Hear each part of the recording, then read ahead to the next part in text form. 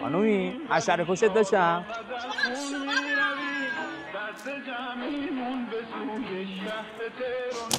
اصلا چیکار میکنی؟ دارم تمیز میکنم. خالمان نداد توی ماشین. حواسم از صبح طلای ماه. ست کندم ها. نوکرتم بابا اصلا این حرفا چیه؟ حواسم. حالا که پسر خوبی هستی نوشابه بر بگیر. لاستیکا شوش بشوریم. میخوام بریم پارک قیتکیه. چشیستا خاک پاتم. برو وای نسا بدو. چیز برو بیا. آقا الان دیگه از این خبرا نیست. الان پیکان ماشین لوکس حساب میشه. دیگه از این داستانا گذشتیم. آقا دوره لات‌بازی اینا تمام شده. الان فقط ادب حکم میکنه. ما بریم لباسای خودمون رو بپوشیم. قبل از اینکه برسیم به پیکان میخوام اصلا بهتون بگم که این کارخونه‌ای که پیکان رو بعدها تولید کرد نه مونتاژ، از کجا اصلا داستانشون شروع شد. سال 1341 برادران خیامی، حالا مطمئنا اسمشون رو خیلی شنیدین، 10 میلیون تومان سرمایه داشتن، اومدن یه جایی رو گرفتن نزدیک اتوبان کرج، اتوبوسای 302 مرسدس رو مونتاژ میکردن که شاسی و موتور گیربکسش از آلمان میومد و اتاقش تو ایران ساخته میشد. حالا اینا رو هفته یه دونه، چیزی که من میدونم، ظرفیت مونتاژشون بود. تو اون سالا ماشینای آمریکایی و اروپایی فت و فراوون تو خیابونای تهران بودش، توی ایران بود، ولی یه مشکل بزرگ داشت. قیمتاشون جوری نبود که مردم عادی عوام بتونن همه بخرن این ماشینا رو. به خاطر همین ما یه خلأ بزرگ تو کشورمون داشتیم. اونم این بود که هیچ خودروی سواری نبود که همه بتونن سوارش بشن. محمد رضا شاه پهلوی موقعی که از کارخونه ایران ناسیونال بازدید کرد، بهشون توصیه کرد که بیاین کار بکنین رو بخش خودروی سواری و خودش همزمان به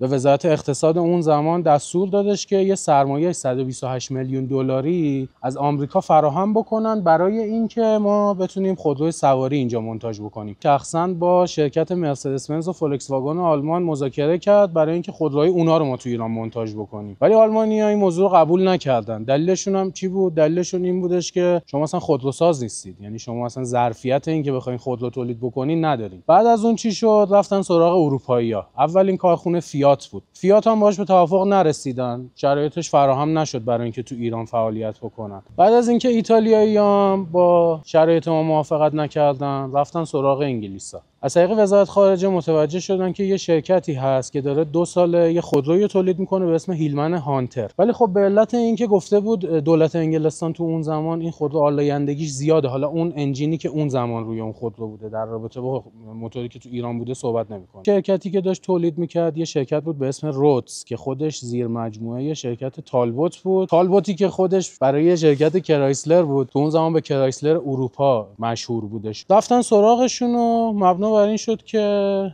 این خودرو رو بیارنش توی ایران و حالا مونتاژش رو انجام بدن. مونتاژش هم به این صورت بود که اتاق و موتور و گیربکس و تمام قطعات رو وارد می‌کردن و اینجا فقط مونتاژ می‌کردن. یه سالونی اینجا افتتاح کردن که تقریباً 25000 تا دستگاه در سال میتونستن تولید انجام بدن. رسیدیم به روز 23 اردیبهشت 1346 که محمد رضا شاه پهلوی به همراه همسرشون و زنده یاد امیرعباس هویدا نخست وزیر وقت و مابقی مسئولین دولتی اومدن برای افتتاحیه کارخونه ایران ناسیونال بخش تولید سواری و جالبه بدونین اون زمان قیمتش 13000 تومان بوده و تمام مسئولین یه دونه از این پیکانا خریداری کردن. تا قبل سال 47 ما فقط مونتاژ کننده پیکان بودیم، اما سال 47 تصمیم بر این شد که یه سری دستگاه پرس از آلمان و انگلیس خریداری بکنن تا ما بتونیم برای شروع این داستان که خودمون بخوایم خودرو تولید بکنیم اتاق پیکان رو توی ایران بسازیم. میرسیم به سال 48 تصمیم بر این میشه که بیایم مابقی قطعات پیکان هم ما توی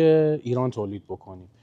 نمیخوام حالا خیلی بازش بکنم ولی همینو بدونین که کارخونه پیستونسازی تبریز یه سری کارخونه‌های دیگه بابت حالا علم ریختگری انجینش که بعداً چدنی شد، رادیات پیکان رو تغییر دادن به خاطر آب و هوای ایران. رسیدیم به اینجایی که تو سال 48 با اون سرمایه 128 میلیون دلاری که بهتون گفتم که از طریق آمریکا فراهم شد، مایی که پیکان رو تو سال 46 سالی 25000 تا دستگاه مونتاژ می‌کردیم، میرسیم به سال 56 که با یه خط تولید اتوماتیک سالی 950000 تا دستگاه پیکان تولید می‌شد. میرسیم به سال 57 شرکتی که داشت تو سال 56 950000 4000 تا دستگاه تولید میکرد، تو اوایل سال 68 رسید به سالی 3000 تا. مثل تمام کارخونه‌هایی که یا تعطیل شدن یا صاحباشون فرار کردن یا مصادره شدن، ایران ناسیونال هم به همون شرایط مثل بقیه دوچار شد، ورشکسته شد. حالا راه فرار از این ورشکستگی چی بود؟ یه درصد فکر نکنین که قرار بود خودروی جدیدی وارد بشه، تولیدات جدیدی. گفتن چیکار کنیم؟ برگردیم سمت همون پیکان. تنها راه فرار از ورشکستگی ایران ناسیونال اینه که مجدد پیکان تولید بکنیم. و این خودرویی که دارین میبینین تا سال 84 که یا خاصه ازش دل کندن داشت تولید میشد. آخرین سالش هم جالبه بدونین 2,300,000 تا دستگاه تو سال 84 ازش تولید شد.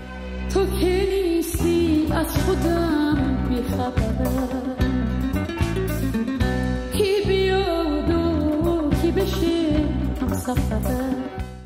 یه چیزی می‌خواستم بهتون بگم، پیکان دیگه اون وچه قدیم جوادشو نداره. پیکان الان شده جزو یکی از لوکس ترین ماشینای کلاسیک که شما میتونین بازسازی بکنین و میتونین سوارش بشین. حالا اینجا میخوام از خود صاحب ماشین دعوت کنم که بیاد اینجا. در خدمتتون هستیم. صبح بخیر. خوبین شما آقا رضا؟ یه معرفی می‌کنین بچه تو خیابون خودتونو؟ به نام خداوند بسم تعالی. رضا هستم، ملقب به رضا لوکاس. این صنف ماشین بازی به این اسم من میشناسن. حالا لوکاس هم ادوات برقی خودروهای انگلیسیه مثل پیکان، جگوار، مینی ماینر، رولز رویس دیگه لقب ما شده. مونده رومون بچه‌ها گذاشتن. عجب ماشینیه. سلامت. کلاس کردم تو اون کاتالوگ پریده بیرون. اینقدر ماشین نو جذابه. یه کار بامزه که به پیشنهاد خود رضا انجام دادیم، این لوکیشنی که می‌بینین لوکیشن همون کاتالوگی که سال 50 برای تبلیغات پیکان بوده. این درخت بزرگ شده، این ساختمونه دیگه متروکه شده چون امنیت امنیتمون خیلی زیاده، حفاظ هم زدن بچه‌ها اینجا. رضا یه توضیح در مورد ماشین بده، یه کمی بچه‌ها اصلا با خود ماشینت آشنا بشن. اول مدل 1149 رنگش یشمیه که اینو سال 89 از یه بنده خدایی که خدا بیامرزه فوت کردن، با ویلچر بردیمش دفتر خونه و اینکه ماها باش التماسش کردیم که ماشینو به ما بفروشه. بدنش تعویضی نداره، خودروی آبرنگ شده، سند تک برگه. خود بازسازیش کردی؟ بله. 3 سال زمان برده این خودرو. اون سالا 3-4 تا پراید صفر رو موقع ما هزینه کردیم واسه این ماشین. آقا این داستانه که میگن که پیکان الان خیلی گرونه، من این جمله رو شنیدم که میگن اگه بخوای یه بنز معماری جمع بکنی خیلی ارزون تر از بازسازی پیکانه. خب پیکان یه چیز تموم شده است، سال‌هاست که تموم شده. الان از اون قضیه 57 سال داره میگذره.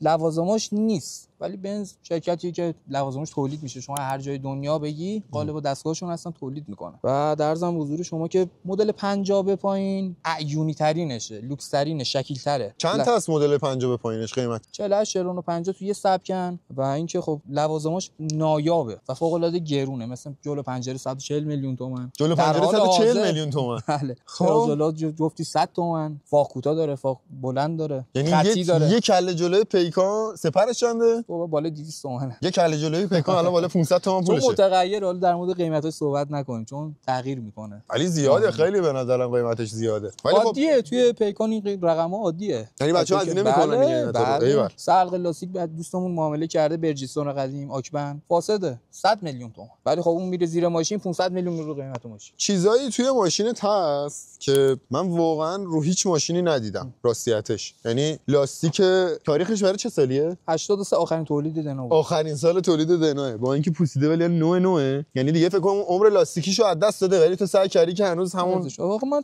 در سال 500 روشن نیست این ماشین، رو خرکه. جدی؟ ایول. بیا جلوی ماشینم بگیر. این پلاکو از روی عکس کاتالوگی که سال 50 تبلیغ پیکان بود من الگو برداری کردم. یعنی این شکلی توی مثلا تو شورومای اون موقع. دقیقاً. و اینکه این ساختمونم یه دوست نازنین سال 1400 اینجا رو رمزگشایی کرد، به من معرفی کرد. ما به 2400 نرسیده اون عکسو بازسازی کردیم. ایول. حالا اون عکسو براتون میذاریم. آره این عکسو براتون میذاریم، حتما ببینید، خیلی عکس جالبیه. من یه سوال ریز دارم. پیکان بازه چه جور آدماییه؟ ته معرفت، لوتیگری، بامرامی. البته نگفتن نمیشه واسه بچه با ادباش. واسه بی ادباش میشه گرز و شمشیر زیر صندلی. نتیجهش همونجا تقدیمش میکنن. پیکان باز الان چه جور آدمایی سوار پیکان میشن؟ یعنی حالا پیکان بازن همه جور تیپی داریم، دکتر، مهندس، داروساز، دور و برم دوستام هستن. تا قالپاق دزد و این خیلی جالب بود. تو هر سن و سالی. من الان میخوام یه پیکان کاتالوگی اصطلاح خودتون بخوام یه چیزی تو این وضعیت بخرم، چقدر باید پول بدم؟ حالا بستگی به سال تولید و مدلش داره، تو چه کیفیتی باشه. ولی کاتالوگی ماشین اصولی از 2 تومن تا 6 میلیارد تومن. از 2 میلیارد تومن تا 6 میلیارد تومن. واقعا؟ بله. و اینکه 3 سال الی 4 سال زمان میبره. بازسازی کردم. یه سوال، الان میگی 3 سال زمان میبره برای بازسازی، داستان لوازمش چجوریه؟ لوازمش که فوق العاده نایاب شده توی دست، حالا از این شهر به اون شهر کفش آهنی بپات کنی بیفتی دنبالش. و اینکه حالا کشورهای دیگه خارج از ایران، استرالیا، امریکا و بله لندن که حالا قطبشه دارن ماشین بازی میکنن، پیکان بازی میکنن، چه بچه‌های ایران چه بچه‌های خارج. لوازم از اینجا میفرستیم اونور؟ آره دیگه. جدی؟ چقدر باحال. اینقدر نایاب شده. تو این گرید و کیفیت بچهای ایران ماشین بازی نمیتونن بکنن. سلیقه بچهای ایران رو ندارن. یه چیز دیگه است واقعا آره. سلیقه بچهای ایران. من اتفاقا چند وقت پیش تو اینستا ویدیو دیدم، توی کالیفرنیا یکی از ایرانی‌ها یه دونه پیکان تاکسی داشت. بله. خیلی برام جالب و جذاب بود که توی آمریکا داره طرف پیکان تاکسی سوار میشه. یه لطفی می‌کنی؟ خیلی دوست دارم زیر کاپوت ماشینتم ببینم چه شکلیه. ما یه ذره سابقه داری باز می‌کنیم. این وسط هم اینو بهتون توضیح بدم. کاپوت پیکان تو قسمت شاگره، چون ماشین اون موقع فرمون راست بودن یه سری چیزا رو هنوز با همون حالت فرمون راستی دارن استفاده میکنن. اوه به به، اینجا رو باش. این چیز رودز گروپه. بله. میگه تمام قطعاتی که داخل موتور هست، چه حالا بدنه چه موتور، مختص به سال 49 مثل دینامه که مارک لوکاس اتومات دینامه. اینجا رو برچسبه اینا منو هست. بله. خیلی استقبالی داره این آدم میبینه. برچسبه حتی رو بوسترت هم توی ماشینم، یعنی کامل رنگش کردی و اینا؟ آره کامپلت رنگ شد. ماشین لخ شده اصولی 0 تا 100 ماه یه آب رنگ خورد. یه چیز پیکان همیشه برای من خیلی جالب و جذاب بوده، منبع آپاچ آره شیشه شده. خیلی بامزه است. ولی این برقی که نیست. نه تلمبه‌ایه. جدی؟ حالا رفتیم توی ماشین برای بچه‌ها حالا اون آب نشون بده. چون استفاده نمیشه این ماشین. رضا یه سوال ریزم داشتم من، حالا بچه‌ها اینو بدونن که یه تایمی من خودم هم پیکان داشتم، یه سری چیزا میدونم به خاطر اون دورانه. این داستان کاپوت چیه؟ یه سری میگن کاپوت ضربدری آره و مدل 46 40 این ضربدری رو نداشتن. ضربدری که شده این یه دوبلاننده، یه ضربه که میخوره استقامتی داشته باشه. چه مدل 46 40 چه شکلیه این حالت ضربدری رو نداره. یعنی ساده. خب بریم توی ماشینم بهمون نشون بدی. توی پیکان 1040 خیلی جذابه به نظر من. من عاشق بسته شدن در پیکانم، صدای خاصی داره. یه نکته جالب داره این ماشین، فرمونش تلسکوپیه. چی شد؟ یه وسط شل میشه، قابلیت تنظیم. چقدر عجیب، چقدر جالب. یکی از آپشن‌ها حساب میشه. یه استارت میزنی به ماشین سمت چپ هم از کلید. به به به به. این چیه؟ گلف اندکی لوازم تزییناتی لوکس اون موقع است، ژاپنیه. سیگار روشن میکنه از اینجا یعنی؟ آره برق از پشت بس میشه، سیگار میره داخل. ماشین نورم داره. چقدر جالب. اینم رادیوی فابریک ماشینه. بله صفحه کرم فوق العاده نایابه با ولومای استیلش. یه توضیح هم در مورد این داشبورد تخته میدی که اصلا از چه سالی این شکلی بوده و سال 47 داشبورد چوبی. 46 ها چه شکلی بوده؟ ریلی بوده. حالت وانتیا هستن، وانت مدل پایین، ولی یه قاب استیل داره. یه نکته هم اون دفعه من اومده بودم پیشت داشتی به اون توضیح میدادی. آره. یه نکته بود که واقعا من خودم نه تا حالا شنیده بودم نه دیده بودم. حالا شما نگاه کن، چراغی که روشن میکنی میزنی نور بالا، این چراغ روشنه. خب چه مثلا راننده رو اذیت میکنه، دوست نداری، میکشی پایین کیپش میکنه. موزیکو اینم که مال چراغ دینامه و اینم راهنما. اینم که برای بنزین کیلومتر، آبشه، باتریه و اویل پمپ. دور موتور هم نداره. دور موتور نداره. این شیشه شور هم به بچه‌ها توضیح میدی چه شکلیه؟ شیشه شورشه که پمپی بوده، یعنی با دست شما آب میپاچه. یعنی هیچ چیز مکانیزم برقی نداره برای اون داستان. این چراغ، این دکمه چیه؟ مال بخاریه و اینکه یه کلیدم اینجا بوده، چراغ پشت آمپر. حالا ما اونو کور کردیم که این گلف اندکی گذاشتیم. خیلی جذابه، خیلی جذابه. ببین اصلا اون حسی که آدم میشینه توی پیکان با همه ماشین کلاسیکا متفاوته. میگیری چی میگه، لبخند عجیبی خاصی داره این ماشین. غیر رو باید بیای ریز.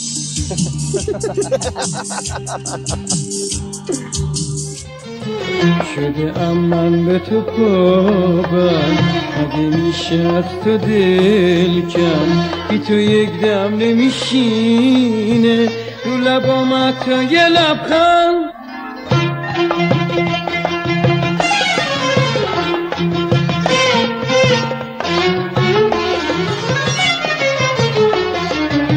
چشم تو راز تموم جنگلام، بهترین دلیل قدرت خدا. خودتون معرفی می‌کنید بچه تو خیابون؟ من امیر نوری هستم، تاکسیدار قدیم. یه توضیح در مورد ماشین خودتون میشه بگین که چند سال دارینش؟ من اینو از سال تاکسی پیکان مدل 64 از سال 78 دارمش. از سال 78 دارینش. سیستمی که قدیم تاکسی‌ها حالا داشتن که حالا نارنجیاش چی بوده، اونایی که سقف نارنجی داشته چه فرقی می‌کرده؟ یه توضیح در مورد اینا میشه لطف کنین بهمون بگین؟ تاکسی قدیم که از چرت‌های بلر شروع شد. بله. به فیات ختم شد تو ایران، حتی بنزین 180 هم داشتیم دهه 40.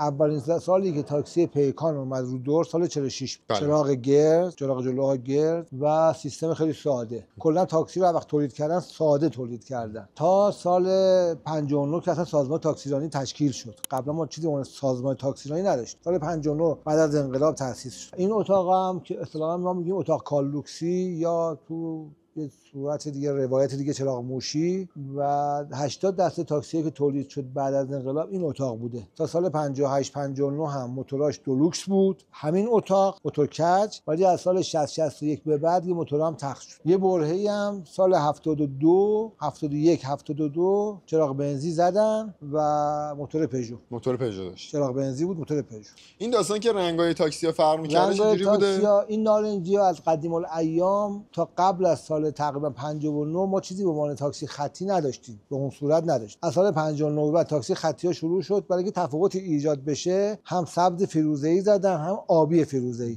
ولی نارنجی‌ها مختص گردشی تو شهر. گردشی چی بوده؟ آزاد بودن که همه جا نقطه شهر سرکشی کنن و به قول گفتن مساکشی خودشون انجام بدن. ضابطه‌ای بابت اینکه کجا حتما کار کنن نداشت. ولی تاکسی‌های آبی فیروزه‌ای و سبز فیروزه‌ای مختص خط‌های مختلف تهران بود. یه سری تاکسی دیگه هم داشتیم که سبز بود، به قول گفتن یه خط سبز داشت، سفید خط سبز داشت یا نارنجی خط سبز داشت. اینا مال فرودگاه بودن. سبزای تیرش مال راهن بودن. باز یه سری سبزای دیگه داشت مال ترمینال جنوب فقط بودن. تاکسیایی بودن که باز خط مشکی داشت و با بیسیم روی سقف بغل تابلو که تاکسی تلفنی بودن. الان سال 1403 ایم، درسته؟ چرا هنوز اونقدی عشق و علاقه دارین؟ اصلا علت اون عشق و علاقه چیه که هنوزم پیکان تاکسی دارین سوار میشین؟ خب این مال ارق قدیمی که داشتیم و به قول گفتنی خاطراتی که با در توی 30 40 سال، من یه مدتی شاید کمتر داشتم ولی 30 40 سالی بودی که قدیم داشتیم و اصلا ذهنمون پاک نمیشه و همش مرور خاطرات دیگه، اصلا دست خودمون نیست. شاید حالا من شاید به اون حد، ولی خیلی از دوستان رفیقام هستن میگن اول تاکسی، دوم تاکسی، سوم خانواده.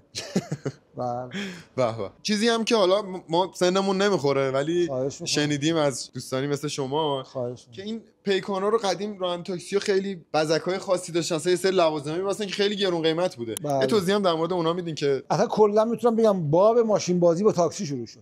کسی نمیتونه ادعا کنه که من پیکان رو زودتر از تاکسی ماشین بازی کردم. با تاکسی شروع شد و یه سری بچهای خیلی درجه یک تهران، بچهای خاد ناف تهران بودن که دست به این کار شروع کردن و شروع کردن یعنی یه نقطه شروع کردن. حالا به قول گفتنی چراغ اضافه می‌بستن، استوپای عقب و جلو می‌بستن، نوابی جلو می‌بستن، حسیر از تو می‌زدن به عنوان سایه‌بون، پرده کرکره عقب می‌زدن، به قول گفتنی گل پخش‌کنای گروبانی می‌زدن، تکیاش به جلو بود، جفتش به عقب بود. دیگه رفتن تو وادی ماشین بازی، دیدن اینا که کار میکردن کار میکردن، دوره هم جمع میشدن، یه تفکری به وجود اومد برای تنوع، برای حالا اسمش باشه ماشین بازی کنیم، تاکسی رو خوشگل میکردن و اتفاقا چیز جالبی در میومد، از اون سادگی در میومد، چیز تنوعی بود. شما که گفتین که پیکانای تاکسی مدلای بیسیک و ساده تری بودن، تفاوتش با پیکانای معمولی رو میتونین بهمون توضیح بدین؟ یه جورایی آره دیگه. ببینید کلا تاکسی رو ما خیلی به ندرت با زه داشتیم، نمیگم نداشتیم. سال 50 55 56 تاکسی دادن بیرون که با زه بود، این پیکانای دولوکس 55 شخصیای 55، ولی قاعدتا تاکسی رو ساده بیرون میدادن با لاستیک خیاری، با بدون زه، اتاق کالوکسی، موتور تخت بیشتر دادن بیرون، صندلی یه تیکه برای آرامش و راحتی مسافر. چون اون زمان باب بود که 2 نفر جلو بودن، با راننده 3 نفر. این باب بود اصلا، عقبم 3 نفر. بعد به قول گفتنی اینا عرف تاکسی بود که ساده، تاکسی تا اونجا که بود ساده بیرون میدادن، یعنی یه سری اضافه‌ای که شاید روی مثلا تاکسی سواری شخصی میزدن تولید میکردن، مثلا پیکانه 57 58 که پلیت داره، لاستیکای دو روی سپر داره، برای تاکسی کارا رو نکردن. تقریبا ساده بیرون میدادن. ریاکشن مردم چیه شما این ماشین رو دارین توی شهر سوار میشین؟ خیلی، من اگر تو خیابون باشم صبح تا شب شاید بالای 15 نفر با من یه بوقی میزنن، صحبتی میکنن، مرور خاطرات میکنن، میگن یادش بخیر چی بود، تاکسی نارنجی کجا بوده، به مرور میگن دیگه، به مرور براشون جلوه خاطرات قدیمو داره دیگه. بله. من اصلا یکی از دلایلی که می‌خواستم با امیرحسین همچین برنامه درست بکنیم. می‌خوایم ارزش پیکان و دوستانی که نمیدونن چه ارزشی داره می‌خواستیم بهشون بگیم و اینا. یه سوال داشتم، قیمتی که الان پیکان تاکسی داره معامله میشه چقدره؟ پیکان تاکسی حالا سر حالی که قیمت تاکسی پیکان اینجوری به نظر من کوچیک‌تر قیمت واقعی نداره، قیمت راندمان خاصی نداره، قیمت دله. این ماشین من تا یه سقف خیلی بالایی هم خواستم بنده مثلا ندادم، نه به دلیلی که بیشتر بخوام بفروشم، به دلیلی که نمیخوام بفروشم، با خاطر همون مرور خاطراتی که میگم اون ارقی که بهش دارم. حالا چه عددی معامله میشه تو این بازه پیکان تاکسی که حالا توی بازار معامله شده؟ آخرین باری که خبر دارم معامله شده دور برای 1.5 معامله شده. ولی خب خیلی بهتر از این ماشین، یا یعنی این ماشین خیلی زیبایی هم هست، لوازمات اضافی داشته، لوازمات اضافی شاملش میشده. خیلی ممنون توضیحاتت، لطف کردید. باشی، قربونت برم، سلامت. ذوق و علاقه این پیکان بازا واقعا منو جذب میکنه. این ماشینو ببینید و واقعیشو ببینید. خب شما خودتون رو معرفی میکنید بچه‌ها؟ سلام، من کیوان پورنجفی ام. من این وسط این ماشینو بذارم بغل ماشین خود باشه. خب یه سوال، چند سالته؟ من متولد 71ام، تازه میرم 32 سالگی. چرا پیکان؟ پیکان دوست دارم دیگه. چی شد اصلا اون جرقه پیکان توی زندگی تو؟ سال 91 با یکی از دوستام با پیکانش رفتیم یه بار بردیم، پیکان وانت بود البته. یه جرقه خورد تو سرمون و یه کوچولو علاقه‌مند شدیم دیگه. از سال 91 افتادم توش. از اون اول هم دنبال پیکان جوانان بود، یعنی عاشق پیکان جوانان بود، چون سیسش با بقیه پیکانا فرق بود. این تیشرتت هم خیلی بامزه است. آره دیگه، عکس ماشین. این کادو یکی از دوستامه، همکارامه. یه چیزی من بگم، حالا بین ما ماشین بازا کلا یه اصطلاحی هست میگن ما آدمای سالمی نیستیم. اونقدر که عشق و علاقه به ماشینمون زیاده، به هیچ شخصی یا به هیچ چیزی نمیتونیم اینقدر عشق بورزیم که اسب بازیشو داشته باشیم، تیشرتشو داشته باشیم. یه توضیح در مورد ماشین خودت میدی؟ ماشین من 56 جوانان، بعد جفت کاربرات فابریک خودشه، ولی به سلیقه خودم طبق ماشینای انگلیس سقف چرم و سپر کوتاه و رینگ 8 بر و اینا انداختم. یعنی مدل خودش سپر و رینگ و ایناش اینجوری نباید باشه، ولی طبق سلیقه خودم یه سری چیزاشو عوض کردم. ولی مثلا همین نسخش این شکلی تو انگلیس موجود هست. به چه اسمی بوده؟ اونور به اسم هامبر سپتر. چند وقت ماشینو داری؟ ماشینه رو از سال 97 استارتشو زدم، بازسازیش کردم. چه فرقی با پیکان دیگه داره؟ توضیح ریز خودت می‌تونی. پیکان جوانان کلا موتورش فرق داره، جفت کاربرات، دف و گیری باکسش یه خورده تقویت شده است، ظاهریش هم چهار چراغ بیشتریاش، رینگاش هم که فرق داره دیگه، صندلیاش خلبانیه، داخل داشبوردش آمپر روغن و آمپر باتری و باتری و ایناش یه خورده فرق داره نسبت به پیکان‌های دیگه. ظاهریش هم زهکشی نداره، ولی چون اسپورت صندلی خلبانی معروفه و دیگه رینگ اسپورت و حاضری بفروشیش؟ اینو نه، یه دونه رو دیگه عشق جوانان دارم من. ماشینای دیگه دارم، دولوکس دارم، پیکان وانت دارم، ولی این یه دونه اصلا داستانش فرق داره. خواهش کردیم کاپوتو برامون باز بکنن که ببینیم چقدر فرق میکنه. چقدر بزرگتره، چه هواکش عجیب غریبی داره دیگه، چون جفت کاربراته هواکشش هم بزرگتره، دوبله، 2 تا هواکش میخوره. یه توضیح در مورد این پلاکتای رو ماشین میتونی بهم بدی؟ پلاکتاش هم نسبت به ماشینای دیگه جوانان این قسمتش جی تی میخوره که پیکانای دیگه ندارم جی تی. بعد سالش هم چی خورده؟ 2536 شاهنشاهی 2536 پهلوی خورده. یه چیز جالب من دیدم رو ماشینت، این کاپرینگاش آرم شیر و خورشید داره. شیر و تاج. شیر و تاج معروفه. آره، لوازمای بزکیش کمتر شده، ولی مثلا یه سری لوازماش نسبت به ماشینای دیگه انحصاری تره. اولین سال جوانان چه سالی بوده؟ از سال 50، ولی با این سیس نی، چراغش 4 چراغ نی. سال 50 داشبوردش چوبیه، چراغاش مثل مدلای 48 49 50 خربزه‌ای معروف خودمونه. یه اسکوپ کاپوت هم داره، چیزی که بله، یه هود استیل هم رو کاپوتشه دیگه. از سال 50 51 و 2 و 3 مدل چیز میشه، چراغ کوچیک میشه. از 53 به بعد دیگه 4 چراغ تا 59. اونایی که یه سریشون خط کشی داشته بغلشون، اونا فابریک بوده. اونا آره، یه سری مدلاش خط کشی 2 خط داره، یا اون سری مدلاش خط حالت یه طرحی دادن کجه. یه سریاش داشته، یه سریاش نداشت. بعد تا چه سالی جوانان تولید شده؟ تا 58 بوده که حالا 59 هم پلاک شده. خب این ماشین هم برای شماست. برای شماست. یه توضیحات در مورد اصلا این نسل پیکان که حالا پلیت عقب داره و خود ماشین هم اگه لطف کنین به اون توضیح بدین ممنونتون میشم. این پیکان 57 رنگ انلابی و به قول فرمایش خودتون 2 مدل ما پلیت دار داریم، 7 تا 8، 57 58. بعد اتوماتاش سربیه، این کامل نقره‌ای رنگ نقره‌ای رنگ سربیه، ولی دنده‌ایاش این رنگه. جلو پنجره‌هاش هم فرق میکنه با مدل پایین‌تراش. کلا استایل جلوی ماشین تو سال 56 استایل جلو ماشین بیشتر با جلو پنجره فرق کرد. چراغا همونه. چراغا همونه. یه مقدار سپرا روکشدار لاستیک شد. 56 ها نداره اینو. بعد 57 و 8 فقط داره. بعد با ازاتون جلو پنجره‌هاش فرق کرد با 56 و پلیت عقب. یه تفاوتی هم که دارم حالا میبینم زهاش و دوره گلگیاش مشکیه. مشکی داره، خب سفید هم داره. سفید هم داره ولی در کل مشکیه. و باز فرقش با 56 اینه که اینا باریکه، مدل بالاهاش 56 هاش پهن داره توش. هم اونم باز مشکی داره، فلزی روشن هم داره، رنگ کروم. گفتن که مثلا که کارکردش خیلی پایینه. چند تا کار ماشین؟ 90 تا کار. 90 تا کار. به به. چند وقته این ماشین دست خودتونه؟ الان دست خود من حدود 1 ساله، ولی صاحب قبلیش از فامیل بود، تقریبا 25 سال دست ایشون. به. یه چیزی هم من دیدم، این لاستیک دنای سفید خیلی بین پیکان‌بازی طرفدار خاصی داره. بله. این علت این که حالا یه سری برندها رو خیلی پیکان‌باز سعی میکنن که حالا حتما از اون استفاده کنن چیه؟ این مثلا لاستیک دنای دور سفید. اولا کارخونه اون زمان بریجستون میزد. فابریک این ماشین هم ساده بریجستون بود، بریجستون ژاپنو. بله. هم دور سفید بریجستون بود. یعنی با دور سفید هم از کارخونه میومدن بیرون. بله 100%. ولی بریجستون بعداً شد به مارک دنا تغییر پیدا کرد. بعد از انقلاب دنای دور سفید می‌دادن به هوای اون دیدگاهی که قبلین داشتم. و در این حال هم باز چون فابریک اینا خیاری بوده اصطلاحاً، طبق همون عرف دست به دست گشته این خاطرات میدادن، وگرنه خیلی هم رادیال میداد. خیلی ممنون بابت اطلاعات، کلی زحمت کشیدین. خیلی ممنون. فکر می‌کنین چند سالشه؟ 21 میشه. متولد چه سالی؟ 1382. دو تا چیز باحال بگم. اول اینکه پیکان باز تو سنتون ندیده بودم. دو اینکه خیلی وقت پیکان با این اساسای بدک که خودمون پیکان بازو می‌بستن خیلی وقت خود ندیده بودم. یه توضیح در مورد ماشینت بده. اول خودت معرفی کن ببخشید. مخلص شما. من رضا نوری هستم. خدمت شما عرض کنم که والا علاقه‌مو سر پیکان رو راست بگم همش تقصیر پدرمه.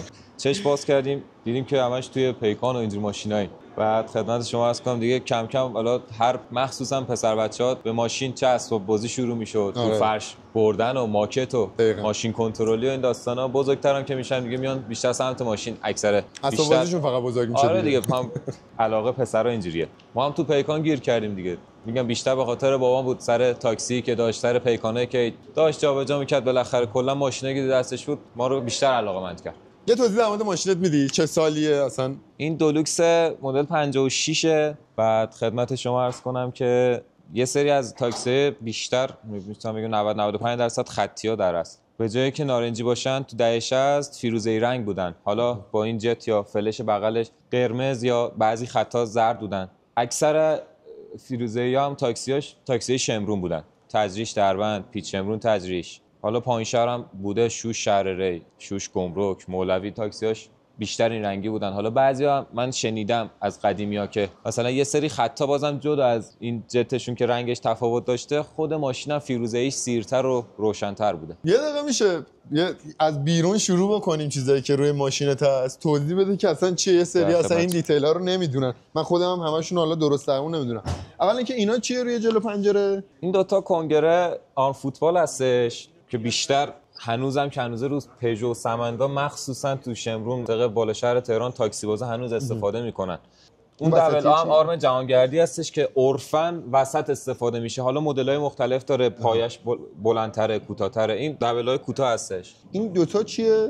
اینا پروژکتورهای بالا سپر، بوش شیشه خم میگن اصطلاحاً. حالا ما به خاطر وسط و توان مالیمون اینا رو ایرانی بستیم بالا. پایینیاش هم ایران قدیمه ولی اصلیاشو بخوایم ببندیم، حالا هم قضیه اینه که ما ماشینمون زیر پای همش می‌بینیم برابر ماشین نمایشگاهی نیست. سر اونم شده اصلی نمیتونیم ببندیم. حالا چند قیمت ایرانی و اصلیش؟ فکر کنم اگه باشه دونه 400 تومن، مثلا جفتی 800 تومن بالا باشه. حالا اون پایینیا یه مقدار گرون‌تره. فکر کنم اون پایینیا تا 2-500 قیمت بخوره. اصلیاش چی؟ اصلیاشو والا فکر کنم هیچی نباشه، باشه پایین از 10 تومن 7-8 تومن به بالا باشه. بالاهاشو والا قیمت نداره ولی اونم همون حدودا باشه. یه چیز جالب بهتون بگم، چیزی که خودم فکر می‌کنم، این مدل چراغا رو من رو بنز 111 کوپه دیدم که اون برای بغل چراغا می‌بستن. قیمتی که من دارم خیلی بالاتره. اورجینال آکبندش از 35 میلیون تازه شروع میشه. آکبند بله بحثش آره. بله. این چراغای پایینم برای حالا از روی بنز 107 برداشتن که اینم فکر می‌کنم اگر آکبند اورجینال خودش باشه بالای 50 تومن پولشه.